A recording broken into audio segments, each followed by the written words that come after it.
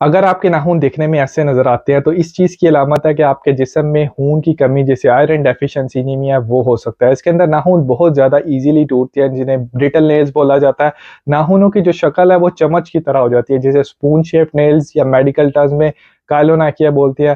اب اگر خون کی کمی جسم کے اندر ہوگی تو آپ کو بہت زیادہ تھکاوٹ کا شکار رہیں گے، آپ کوئی بھی کام کریں گے تو آپ کا سانس پھول جائے گا یا دل کی دھڑکن تیز ہونا شروع ہو جائے گی۔ دوسرے نمبر پہ آ جاتے ہیں ایسے نیل جو کہ جن کو میڈیکل ٹرمز میں کلبنگ بولا جاتا ہے۔ اس کے اندر جو ناخن ہے وہ سوسیج شیپڈ ہو جاتے ہیں۔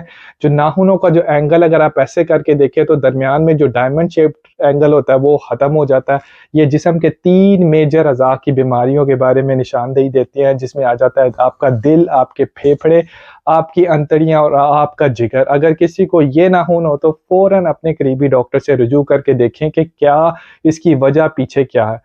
جتنی جلدی اس کی تشخیص ہوگی، بیماری کا پتہ چلے گا، اتنا جلدی آپ مختلف کمپلیکیشن سے بچ سکتے ہیں۔ تیسرے نمبر پہ آ جاتے ہیں یہ جو ناخن اوپر آپ کو نظر آ رہے ہیں، یہ ان کو بولا جاتا ہے پٹنگ نیل، جو کہ وہ لوگ جن کو سوریاسس یعنی خارش یا ڈرائنس والا مسئلہ رہتا ہے، جس کو عام زبان میں لوگ چمبل بھی بولتے ہیں، خارش کر کر کے ان کے ناخنوں کی شکل ایسی ہو جاتی ہے۔ چوتھے نمبر پہ آ جاتے ہیں اکثر لوگوں کے ہاتھوں کے جو ناخنوں کی جو بیس ہوتی ہے وہاں پہ انفیکشن رہتا ہے، درد رہتی ہے، اس میں سے ریشہ آتا رہتا ہے جس کی شکل ایسے نظر آتی ہے۔